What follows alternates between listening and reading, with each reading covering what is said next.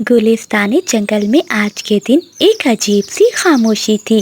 जो पेड़ कभी हरे भरे हुआ करते थे, आज वो पत्थर की तरह सख्त हो रहे थे।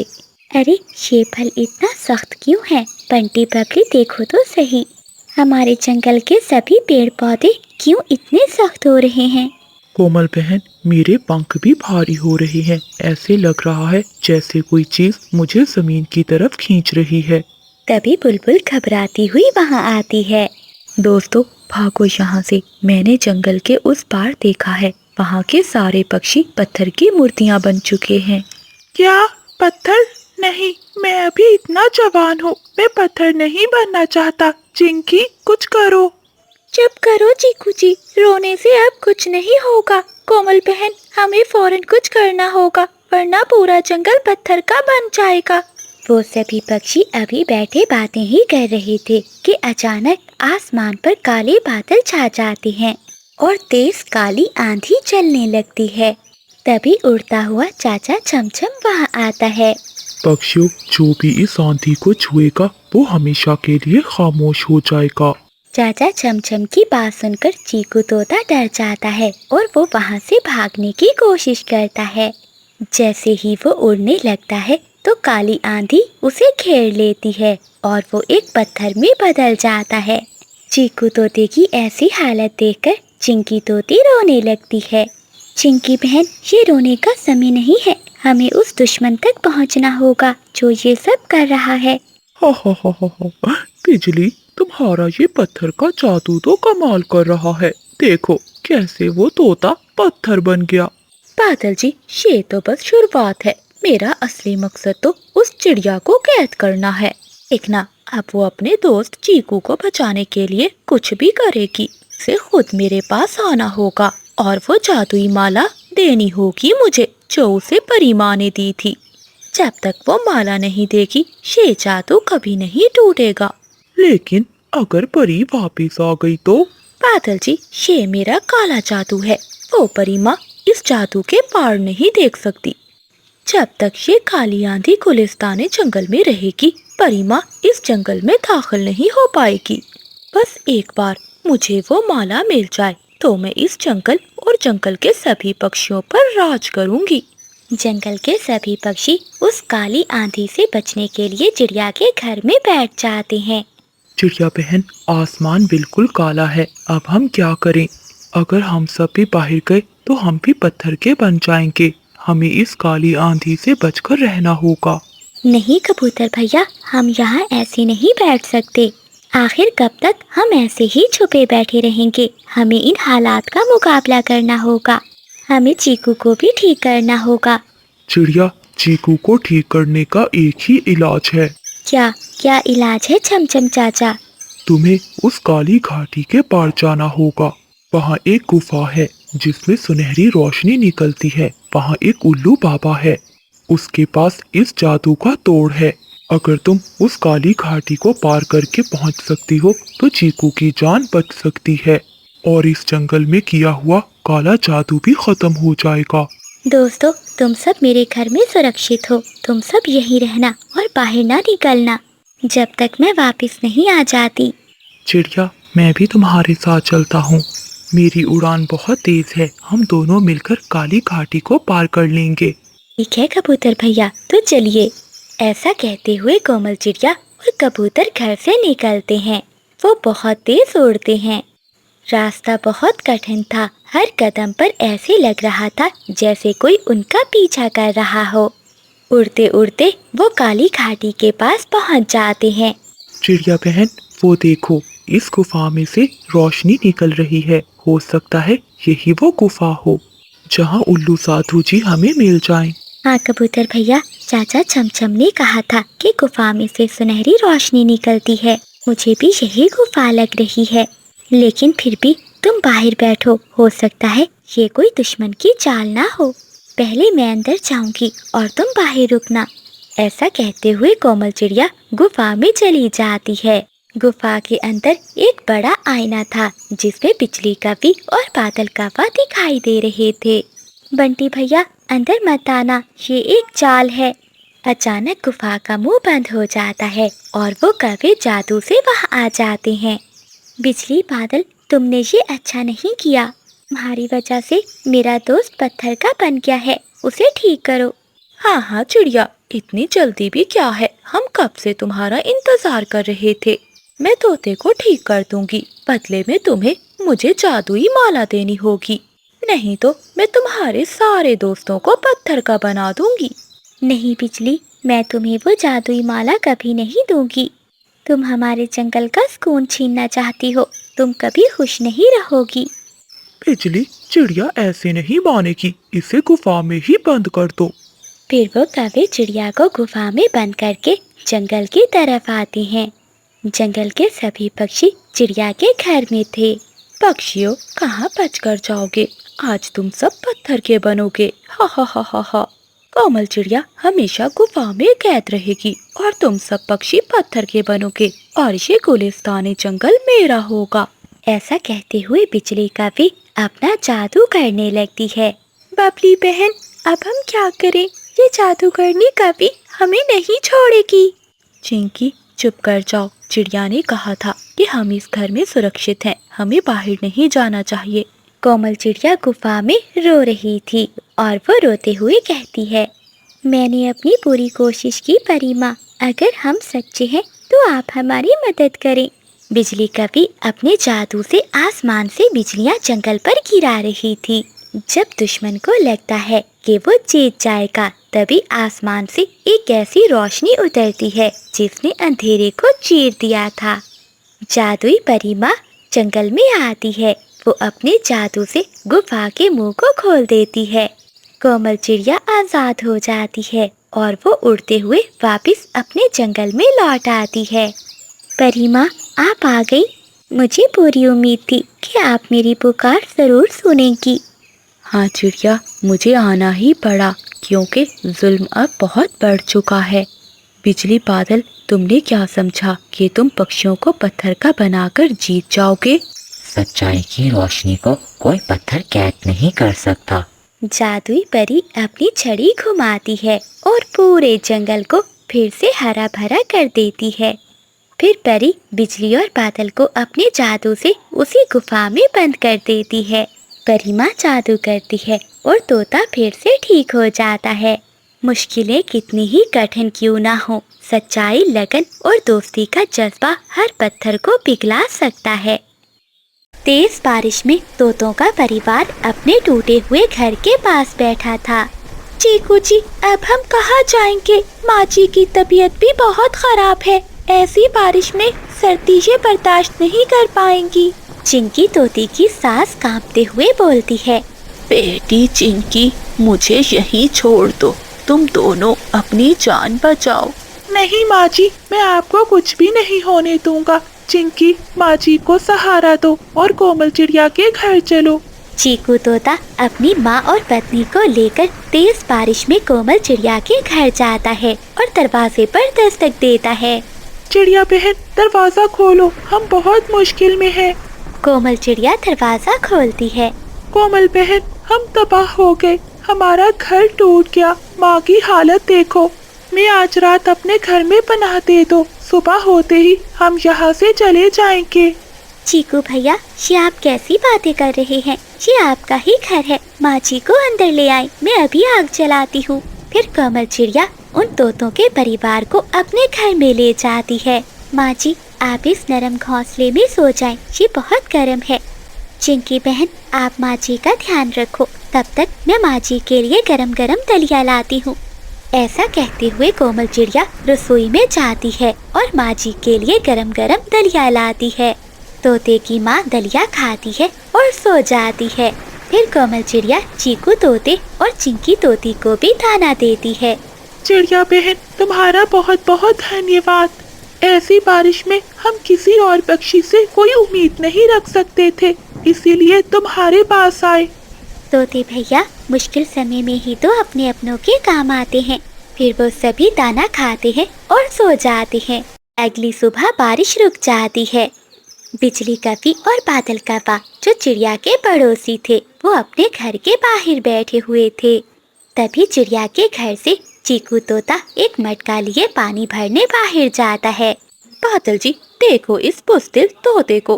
कल तक इसका घर नदी के किनारे था, आज तूफान क्या आया, इस कोमल चिड़िया के घर ऐसे डेरा जमा लिया है जैसे इसके बाप की जायदाद हो।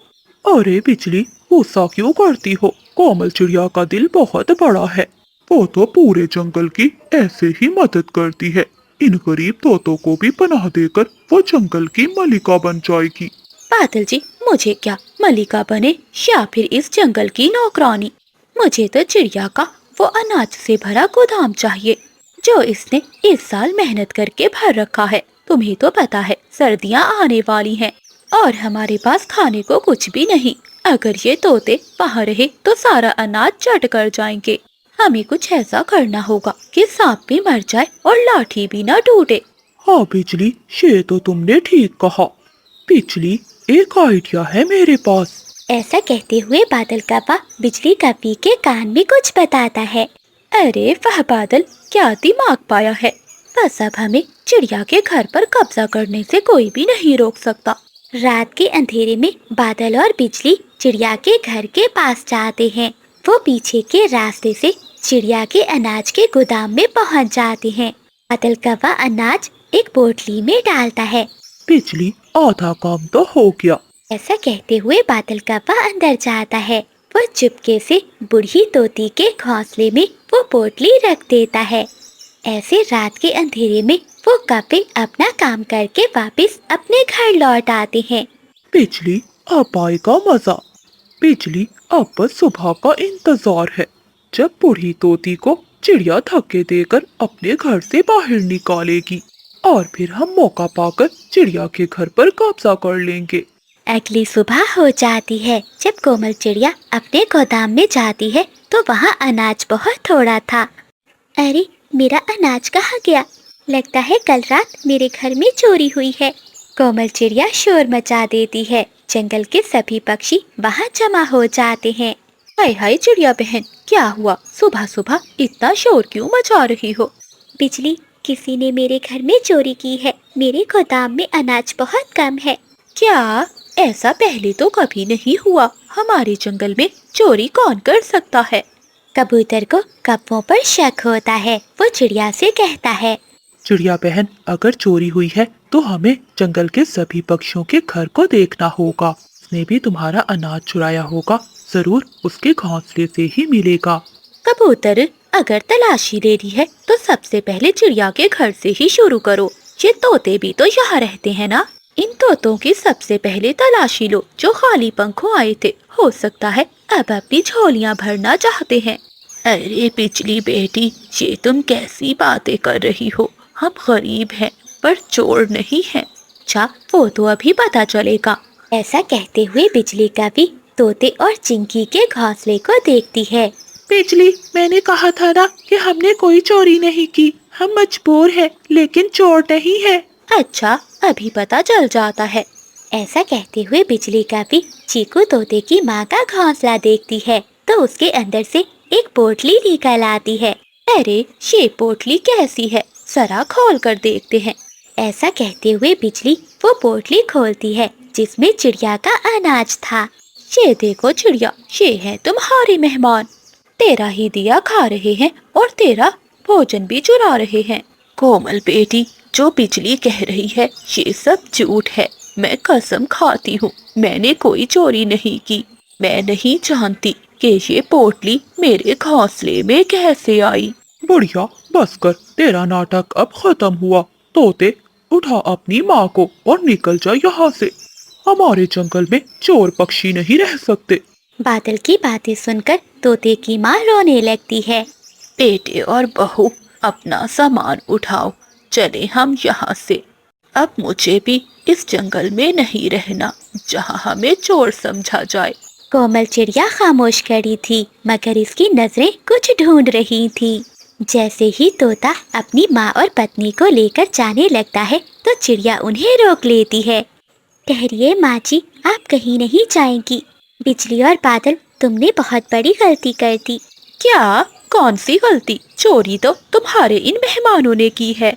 बिजली, तुम ठीक कह रही हो। ये अनाज तो माँ जी के घोंसले से निकला है।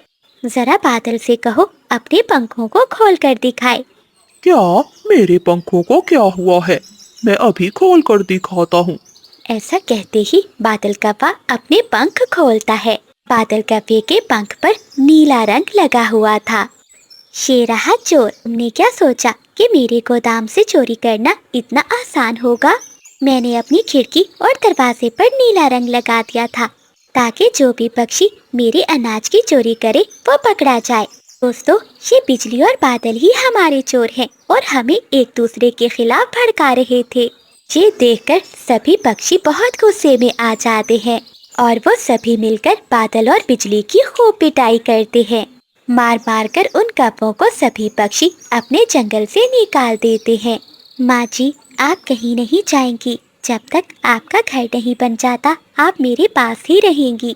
मुझे तो पहले ही इन कौवों की नीयत पर शक था। ये कौवे कभी नहीं सुधर सकते। झूठ के पाँव नहीं होते और सच्चाई को साबित करने के लिए सिर्फ हिम्मत और जहानत की ज़रूरत होती है।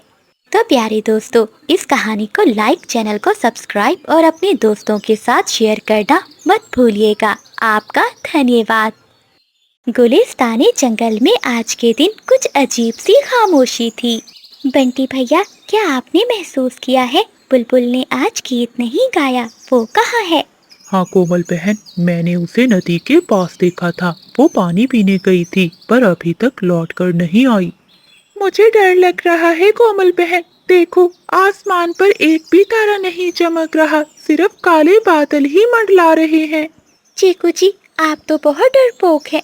कोमल बहन, चिंता मत करो, बुलबुल ठीक होगी। मैं नदी पर पानी पीने जा रही हूँ। वापस आते हुए उसे भी अपने साथ ले आऊंगी। ऐसा कहते हुए चिंकी तोती वहाँ से नदी पर चली जाती है। सभी पक्षी बैठे चिंकी तोती और बुलबुल का इंतजार करते हैं। काफी समय इंतजार करने के बाद चिंकी वापस नहीं आती। चीकू और बंटी भैया, बहुत देर हो गई है, अभी तक वो दोनों लौट कर नहीं आई। चलो नदी पर चलकर देखते हैं। ऐसा कहते हुए वो तीनों नदी की ओर जाते हैं, लेकिन वहाँ कोई भी नहीं था। बुलबुल बहन, चिंकी बहन, कहाँ हो आप? कोमल चिड़िया ऐसे जोर जोर से पुकारती है, परंतु कोई भी जवाब नहीं आता। चिड़िया बहन, मेरी चिंकी कहाँ चली गई? चीकू भैया, चुप कर जाइए। ये तो मुझे भी नहीं मालूम, लेकिन कुछ बहुत बुरा हो रहा है। हमें मिलकर रहना होगा, कोई भी अकेला कहीं नहीं जाएगा। काली घाटी में बिजली का भी एक जादुई पिंजरे के साथ बैठी थी। बादल जी देखना, धीरे धीरे मैं सभी पक्षियों को कैद करके इस जादुई पिंजरे में बंद कर दूंगी और जब कोमल अकेली रह जाएगी तो वो खुद मेरे पास चल कर आएगी।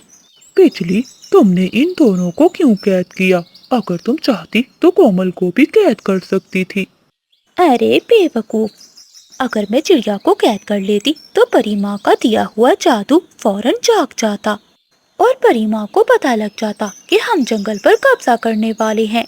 हमें कोमल को खुद इस काली गुफा के पास बुलाना होगा।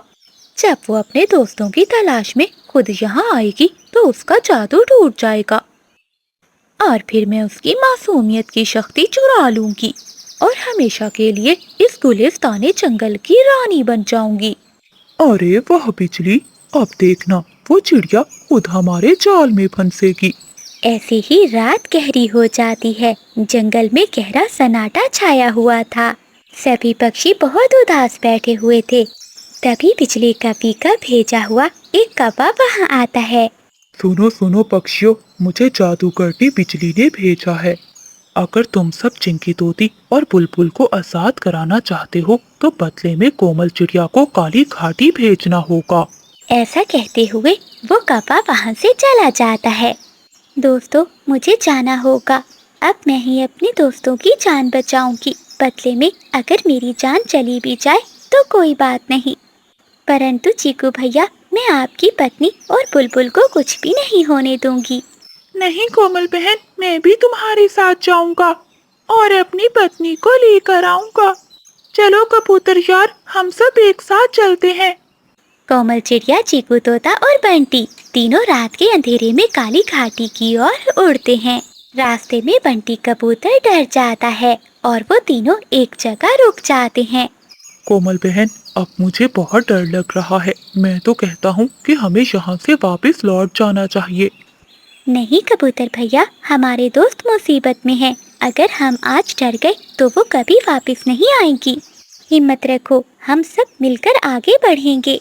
जैसे जैसे वो आगे बढ़ते हैं रास्ता और भी कठिन हो जाता है। वो तीनों एक काली गुफा के सामने पहुंच जाते हैं जहां बिजली और बादल पहले से बैठे हुए थे। अरे कोमल, अगर अपने दोस्तों की जान बचानी है तो अकेली इस गुफा के अंदर चली जाओ। हाँ कबो, मैं जाऊंगी। मैं अपने दोस्तों की जान बचाने के लिए कुछ भी कर सकती हूँ। नहीं कोमल बहन, ये धोखा है। चीकू भैया, मुझे जाना होगा। अगर मुझे कुछ हो गया तो तुम अपनी पत्नी और बुलबुल को लेकर यहाँ से चले जाना। ऐसा कहते हुए कोमल चिड़िया जैसे ही गुफा के अंदर जाती है तो पीछे से एक बड़े पत्थर से गुफा का मुंह बंद हो जाता है। कोमल चिड़िया अंधेरे में कैद हो जाती है। चिड़िया, तुम खुद चलकर अपने अंजाम तक आई हो। अब तुम्हारा जादू खत्म और ये गुलिस्तान जंगल मेरा है। कोमल चिड़िया गुफा के अंदर से बोलती है, नहीं कभी, दोस्ती कभी नहीं हारती। परी माँ, हमें आपकी ज़रूरत है। बिजली कभी बहुत खुश थी। वो चीकू तोते और बंटी कबूतर को भी पिंजरे में कैद कर लेती है। तभी आसमान से एक तेज रोशनी नीचे आती है और गुफा का मुंह खुल जाता है। तभी परी माँ वहाँ आती है। उसकी रोशनी से कौवों के पंख जलने लगते हैं। बिजली बादल, तुमने समझा कि तुम अंधेरे से रोशनी को हरा दोगे, परंतु कोमल की सच्ची पुकार ने मुझे बुला लिया है। ऐसा कहते हुए परी माँ अपनी छड़ी घुमाती है। सारे कैद हुए पक्षी आजाद हो जाते हैं। फिर परी माँ उन कौवों पर जादू करती है जिससे वो काफी दूर उड़ जाते हैं। गुलिस्तानी जंगल में रात का खौफ अब खत्म हो चुका था। कोमल बहन, हमें माफ कर देना। हमारी वजह से तुमने अपनी जान खतरे में डाली। चिंकी बहन, दोस्ती में जान की परवाह नहीं की जाती। अगर हम सब मिलकर रहेंगे तो तभी हमारा जंगल महफूज रहेगा। दुश्मन हमेशा आपकी कमजोरी का फायदा उठाता है, मगर दोस्ती और हिम्मत से हर जाल को तोड़ा जा सकता है। ये वीडियो मुकम्मल तौर पर फर्जी है और सिर्फ तफरीह और तालीमी मकासद के लिए बनाई गई है। इस वीडियो में दिखाई गई तमाम वाक़यात, किरदार और कहानियाँ मुकम्मल तौर पर फर्जी हैं। इनका हकीकी वाक़यात या लोगों से कोई ताल्लुक नहीं। इस वीडियो का मकसद बच्चों को हिफाजत और फैसला साजी करने से आगाह करना है। बराह करम इसे गलत तनाज़ुर में ना लें। समोसे, गर्मा गर्म समोसे, जो एक बार खाए बार बार आए। पानी पूरी, खट्टी मीठी पानी पूरी। अरे पक्षियों, देखो इस चिड़िया के समोसे कितने बासी हैं। मेरे पास आओ पक्षियों, मैं तुम्हें सस्ते में पानी पूरी खिलाऊंगी। जंगल के बाजार में कोमल चिड़िया समोसे बेच रही थी और बादल बिजली पानी पूरी बेच रहे थे। तभी बुलबुल वहाँ आती है। वो चिड़िया के पास जाती है। कोमल, तुम्हारे समोसों का कोई मुकाबला नहीं। पूरे जंगल में तुम जैसे स्वादिष्ट समोसे कोई नहीं बना सकता। बुलबुल की बात सुनकर बिजली कभी दूर से ही चिल्लाती है, अरे मोटी बुलबुल, क्यों इस गरीब चिड़िया के गंदे समोसे खा रही है? इधर आओ, मेरे बादल जी की बनी हुई पानी पूरी चखो। चिड़िया के समोसे तो बहुत गंदे हैं, इसे क्या मालूम कि सफाई क्या होती है। बिजली बहन, ये आप कैसी बातें कर रही हैं? आप मेरे ग्राहक को ऐसे क्यों भड़का रही हैं? कारोबार मेहनत से चलता है और मैं पूरी मेहनत करती हूँ। छोटी चिड़िया, चुप कर जा। अगर ज्यादा चूंकी तो मैं और बिजली तेरा स्टॉल तोड़ देंगे। कोमल चिड़िया कौवों की बातें सुनकर चुप कर जाती है। ऐसे ही शाम हो जाती है। कोमल चिड़िया अपने समोसे बेचकर घर चली जाती है। बादल, देखो वो चिड़िया चली गई। आज फिर उसके सारे समोसे बिक गए और हमारी पानी पूरी वैसे की वैसे ही पड़ी है। हाँ बिजली, ये तो तुम ठीक कह रही हो। अब कुछ न कुछ तो करना ही होगा। अगले दिन कोमल चिड़िया को बहुत तेज बुखार हो जाता है और वो अपनी दुकान पर नहीं जा पाती। बिजली, सुना है तुमने, आज कोमल चिड़िया नहीं आएगी और जंगल के सभी ग्राहक हमारे पास ही आएंगे। देखना, आज हमारी कमाई दुगनी होगी। थोड़ी देर बाद जंगल के पक्षी आने लगते हैं। वो कौवों के पास जाते हैं। चिड़िया के ना होने के कारण वो कौवों की पानी पूरी खाते हैं। कौवों, तुम्हारी पानी पूरी तो ठीक है, परंतु चिड़िया के समोसों की कमी महसूस हो रही है। न जाने आज वो क्यों नहीं आई। अरे तोते, वो चिड़िया गरीब है, थोड़ी सी ठंड लग गई तो बीमार हो गई। अब वो कभी दुकान पर नहीं आएगी और ना ही हमारे जंगल में समोसे बेचेगी। तुम चिंता नहीं करो, कल से हमारी स्पेशल डील का इंतजार करो। अगली सुबह कोमल चिड़िया ठीक हो जाती है और वो वापस अपनी दुकान पर आ जाती है जहाँ वो समोसे बना रही थी। आओ दोस्तों, आज की नई डील, 1 प्लेट पानी पूरी के साथ 1 प्लेट समोसा बिल्कुल फ्री। बादल कव्वे की डील का सुनकर सभी पक्षी उसी के पास जाने लगते हैं। तभी बुलबुल कोमल चिड़िया से कहती है, कोमल बहन, ये तुम्हारे साथ नाइंसाफी है। बादल मुफ्त में ही समोसे दे रहा है, तभी तो पक्षी वहीं जा रहे हैं। हाँ बुलबुल, मैं इतना नुकसान कैसे झेलूंगी, मेरे समोसे तो ऐसे ही पड़े रहेंगे। कोमल चिड़िया बहुत परेशान थी। तभी उल्लू वहाँ आता है। कोमल, तुम्हारी दुकान अब ज्यादा नहीं चलने वाली। मैं तुम्हारी मजबूरी समझता हूँ। ये लो, इस पोटली में 50 सिक्के हैं। ये रखकर तुम मुझे अपनी दुकान बेच दो। नहीं उल्लू भैया, ये आप क्या कह रहे हैं? ये दुकान बहुत बड़ी है और ये अच्छी जगह पर भी है। मैं इतने कम सिक्कों में अपनी दुकान नहीं बेच सकती। देखो चिड़िया, मैं तुम्हें इतने ही सिक्के दे सकता हूँ। अगर तुम्हें ये दुकान मुझे देनी है तो दे दो, नहीं तो वैसे भी तुम्हें ये कौवे यहाँ नहीं रहने देंगे। उल्लू की बात सुनकर कोमल चिड़िया बहुत उदास हो जाती है। उसके पास अब कोई रास्ता नहीं था, इसलिए वो 50 सिक्के ले लेती है और दुकान उल्लू को बेच देती है। देखा बिजली, अब हमारी जान छूट गई इस चिड़िया से। अब जंगल में हमारा पानी पूरी का स्टॉल ही लगेगा और सभी पक्षी हमसे ही पानी पूरी खाएंगे। अगले दिन जंगल में अचानक मौसम बदल जाता है और तेज बारिश शुरू हो जाती है। कौवों की छत टपकने लगती है, जिससे उनका सारा सामान खराब हो जाता है। बादल, ये क्या, हमारा सारा सामान खराब हो गया और देखो छत भी गिरने वाली है। बिजली, जल्दी निकलो, नहीं तो ये छत हम पर ही गिर जाएगी। बादल ने इतना कहा ही था कि छत उन दोनों पर आकर गिरती है और वो दोनों छत के नीचे दब जाते हैं। बचाओ, हमें कोई बचाओ। बारिश के कारण पहले ही सभी पक्षी वहाँ से जा चुके थे। कोई पक्षी भी उन्हें बचाने नहीं आता। कोमल चिड़िया बुलबुल के साथ अपने घर में बैठी हुई थी। वो कौवों का शोर सुनकर कहती है, लगता है बुलबुल कोई मुसीबत में है, चलो हमें जाकर देखना होगा। ऐसा कहते हुए कोमल चिड़िया बुलबुल को अपने साथ लेकर बाहर आती है। वो शोर सुनकर कौवों के पास जाती हैं। कोमल, कोमल बहन, हमें बचा लो, हमें बचा लो, हमें माफ कर दो। कोमल, इन्होंने तुम्हारा दिल दुखाया है, इन्हें छोड़ दो, इन्हें ऐसे ही रहने दो। नहीं बुलबुल बहन, बुराई का बदला नेकी से देना चाहिए। फिर कोमल चिड़िया और बुलबुल मिलकर उन दोनों को छत के नीचे से निकालते हैं। चिड़िया बहन, हमें माफ कर दो। हमने तुम्हारी दुकान बंद करवाने की कोशिश की, मगर तुमने ही हमारी जान बचाई। हम बहुत शर्मिंदा हैं। हाँ चिड़िया बहन, बादल ठीक कह रहा है, हमें माफ कर दो। कोमल चिड़िया उन कौवों को माफ कर देती है। बारिश के बाद वो तीनों मिलकर जंगल में एक नई दुकान खोलते हैं, जहाँ वो तीनों मिलकर काम करते हैं।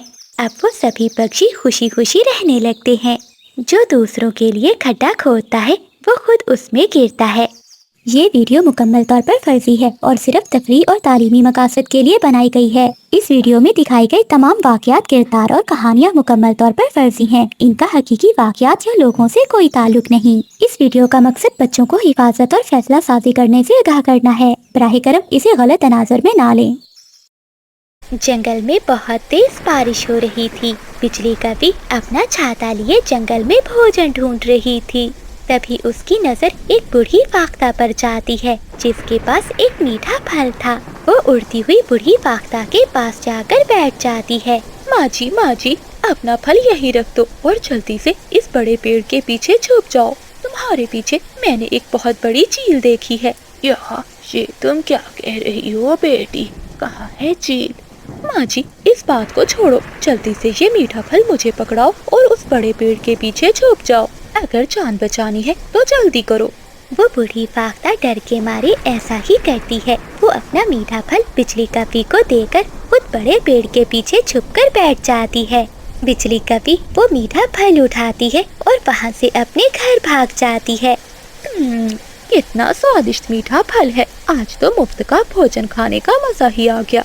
मुफ्त के भोजन का स्वाद ही अलग है। ऐसी बारिश में भला मुझे और कहाँ से कुछ मिलता। काफी देर तक बूढ़ी फाख्ता उस पेड़ के पीछे ही छुपी रहती है। तभी वहाँ से कोमल चिड़िया गुजरती है। वो बूढ़ी फाख्ता को देखकर वहाँ आती है। माँ जी, क्या हुआ? आप ऐसे पेड़ के पीछे छुपकर क्यों बैठी हैं? क्या आप बारिश से डर रही हैं? चिड़िया की आवाज़ सुनकर बूढ़ी फाख्ता पेड़ के पीछे से बाहर आती है। नहीं नहीं चिड़िया बेटी, मैं तो अपना फल लेकर घर जा रही थी। तभी बिजली बेटी ने मुझे बताया कि मेरे पीछे चील आ रही है। डर के मारे मैं इस पेड़ के पीछे छुप गई। परंतु माँ जी, यहाँ तो कोई भी चील नहीं है। वो बिजली की बच्ची ऐसे ही झूठ बोलकर आपका भोजन ले गई होगी। वो हमेशा ऐसा ही करती है। तो इसका मतलब है बिजली ने मुझे उल्लू बना दिया। मैं कई घंटों से इस पेड़ के पीछे छुपी बैठी थी। ऐसा कहते हुए वो बूढ़ी फाख्ता वहाँ से चली जाती है और कोमल चिड़िया अपने घर चली जाती है। अगली सुबह कोमल चिड़िया तोते से मिलती है। चीकू तोता खुद को जंगल का सबसे चालाक तोता मानता था। चिड़िया बहन, बिजली कपी सबको पागल बना लेती है, लेकिन मुझे नहीं। मैं जंगल का सबसे चालाक तोता हूँ।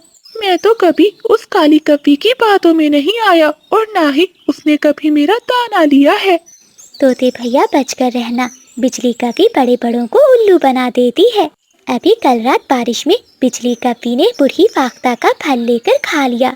ऐसे चीकू तोता बड़ी बड़ी बातें करता है और अपना भोजन उठाकर वहाँ से नदी की ओर चला जाता है। नदी पर बिजली कपी बैठी हुई थी। आज इस मोटी चोंच वाले का मीठा अमरूद खाने को मन कर रहा है, परंतु मैं इससे कैसे लूं ये मीठा अमरूद। बिजली कपी कुछ सोचती है और तोते से कहती है। तोते भैया, तुम्हारे पंख कितने सुंदर होते जा रहे हैं, कितने नरम और मुलायम है। दूर से ही तुम्हारा हरा हरा रंग चमक रहा है। जरूर तुम कोई क्रीम लगाते हो के मुझे भी बताओ। देखो ना, मेरे पंख कितने काले हैं।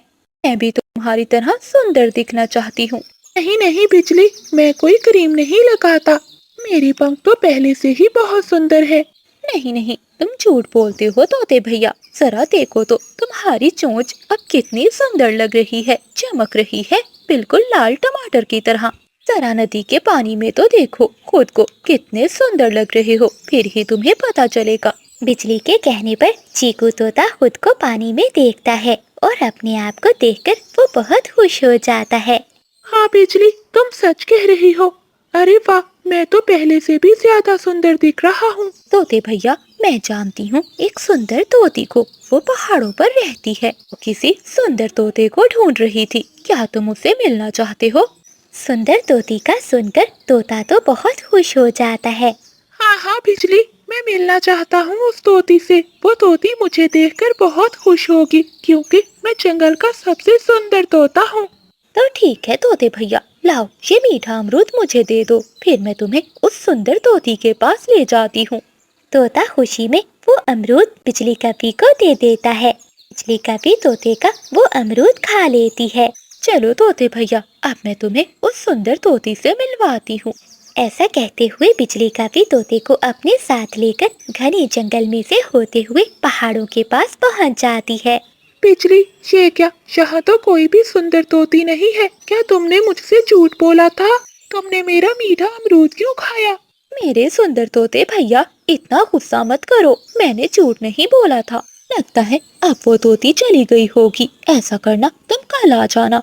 कल तुम कोई मीठा फल ढूंढ कर लाना। तोती को मीठे फल बहुत पसंद है। बिजली की बात सुनकर तोता खुशी खुशी वापस अपने घर लौट जाता है। अगली सुबह हो जाती है। चीकू तोता जंगल से कुछ मीठे फल ढूंढता है और वापस बिजली कपी के पास जाता है। बिजली, देखो, मैं मीठे फल ढूंढ लाया। चलो अब मुझे उस सुंदर तोती से मिलवा दो। अरे तोते भैया, इतने उतावले क्यों हो रहे हो? वो सामने बड़ा पेड़ है ना, उसके पीछे बैठी है वो सुंदर तोती और तुम्हारा इंतजार कर रही है। जाओ, जाकर देख लो। जैसे ही तोता उस पेड़ के पीछे जाता है तो पीछे से बिजली कभी वो मीठे फल लेकर वहाँ से भाग जाती है। भाग गई, वो काली कवि मेरे मीठे फल लेकर भाग गई। मैं भी पागल था जो इस काली कवि की बातों में आ गया। कितना चालाक बनता था मैं, लेकिन उस कवि ने मुझे उल्लू बना दिया।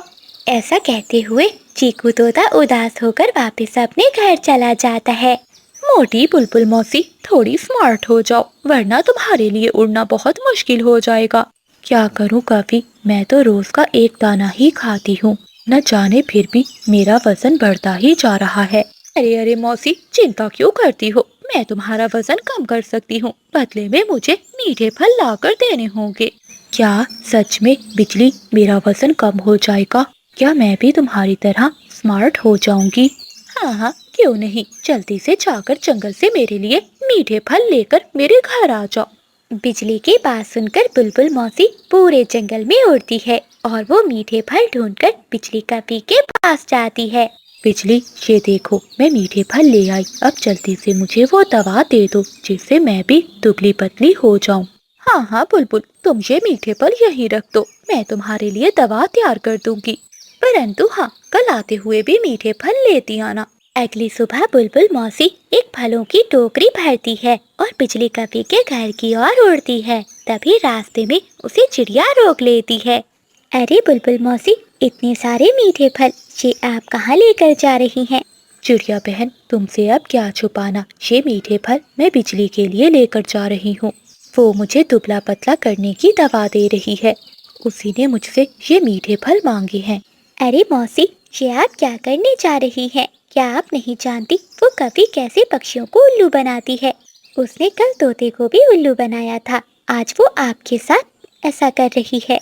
चिड़िया, ये तुम क्या कह रही हो? मैं तो कल भी उसके लिए मीठा फल लेकर गई थी, इसका मतलब वो मुझे भी पागल बना रही है। अगले दिन बिजली कवि उड़ती हुई जा रही थी कि उसे रास्ते में कबूतर बैठा दिखाई देता है। कबूतर मीठा आम खा रहा था। कबूतर भैया, मैंने आज ही एक जादू सीखा है, तुम अपनी सुंदर आंखें बंद करो, देखना तुम्हारा ये एक आम 2 आमों में बदल जाएगा। बिजली की बात सुनकर कबूतर हैरान हो जाता है। अच्छा, तो क्या सच में तुम जादू कर सकती हो? तो ठीक है, मैं अभी अपनी आंखें बंद करता हूँ। ऐसा कहते हुए कबूतर अपनी आंखें बंद करता है। बिजली कवि वो आम लेकर भागने ही वाली थी कि पीछे से तोता और चिड़िया आ जाते हैं। काली कवि, आज तुझे जादू मैं दिखाता हूँ। कबूतर, आंखें खोलो, ये कवि तुम्हारा आम चुरा कर भागने वाली है। कबूतर अपनी आंखें खोलता है, फिर सभी पक्षी मिलकर बिजली कवि को पकड़ लेते हैं और वो बिजली कवि की खूब पिटाई करते हैं। ऐसे बिजली कवि को अपने किए की सजा मिल जाती है।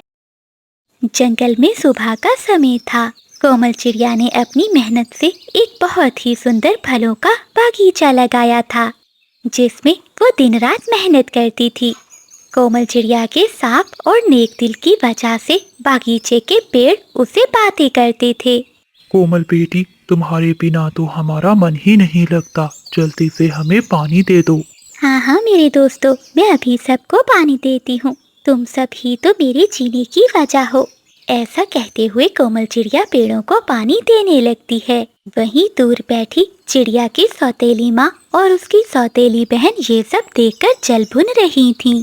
देख पारो, इस कोमल का बागीचा कितना हरा भरा है, पूरे जंगल में इसकी तारीफें करते हैं और सभी पक्षी हमारा मजाक उड़ाते हैं। मुझे लगता है अब इसका इलाज करना ही पड़ेगा। हाँ माँ, किसी तरह से इसका बगीचा हमारा हो जाए और फिर हम इस कोमल को जंगल से निकाल देंगे। वो दोनों बैठी ऐसे बातें कर ही रही थी कि तभी महाराज तोते के सिपाही आते हैं। चिड़िया, तोते महाराज ने कल अपने दरबार में दावत रखी है और उन्होंने खास तौर पर हमें तुम्हारे पास भेजा है कि कल की दावत में तुम्हारे बागीचे के मीठे फल ही आएंगे। ठीक है उल्लू सिपाही, अगर महाराज ने कहा है तो कल मैं फल लेकर आ जाऊंगी। ये सुनकर चिड़िया की सौतेली माँ और उसकी सौतेली बहन और भी गुस्से में आ जाती हैं। रात होते ही चिड़िया की सौतेली माँ और उसकी बहन घर से निकलती हैं। वो एक अंधेरी गुफा में कफे तांत्रिक के पास जाती हैं। आओ आओ सावित्री मौसी, मैं सब जानता हूँ। तुम उस चिड़िया को नीचा दिखाना चाहती हो तो ये लो, ये जादुई नींद का पानी है। इस पानी को कोमल के बागीचे में छिड़क दो। सारे फल कड़वे हो जाएंगे और जो भी इन्हें खाएगा वो गहरी नींद में सो जाएगा और फिर कोमल मुसीबत में फंस जाएगी। अरे वाह कव्वे तांत्रिक, तुम बहुत महान हो। चिंता नहीं करो, तुम्हें तुम्हारा हिस्सा मिल जाएगा। ऐसा कहते हुए चिड़िया की सौतेली माँ और उसकी बहन वो पानी लेती हैं और वहाँ से सीधा कोमल चिड़िया के बागीचे में जाती हैं। वो सभी पेड़ों पर जादुई पानी डाल देती हैं। अगली सुबह हो जाती है। जब कोमल चिड़िया अपने बागीचे में जाकर देखती है तो सभी पेड़ थोड़े मुरझाए हुए थे, पर उन पर लगे फल अभी भी ताज़ा लग रहे थे। वो अनजाने में वही फल टोकरी में भरकर तोते महाराज के दरबार में ले जाती है। अरे वाह कोमल चिड़िया, तुम्हारे फलों की महक तो बहुत अच्छी है। चलो सभी पक्षी मिलकर इन्हें खाते हैं। महाराज के ऐसा कहते ही सभी पक्षी वो मीठे फल खाने लगते हैं। जैसे ही महाराज और बाकी पक्षी वो फल खाते हैं तो जादुई नींद के असर से वो सभी वहीं सो जाते हैं। अरे ये सब क्या है? ये सब फल खाते ही ऐसे सो क्यों गए हैं? लगता है इन फलों में कुछ था। ऐसा सोचते हुए कोमल चिड़िया बुलबुल डॉक्टर को बुला कर लाती है। बुलबुल सभी पक्षियों को दवा देती है। काफी देर बाद महाराज को होश आ जाता है। कोमल चिड़िया, ये सब तुम्हारी वजह से हुआ है। तुम्हारे फल कड़वे थे, न जाने तुमने उसमें क्या मिलाया था। सिपाहियों, पकड़ लो इस चिड़िया को और लकड़ी के पिंजरे में बंद कर दो। तोते महाराज जी, मुझे माफ कर दीजिए, मैं नहीं जानती कि ये सब कैसे हो गया। सिपाही चिड़िया की एक बात भी नहीं सुनते और उसे कैद कर लेते हैं। चिड़िया रोने लगती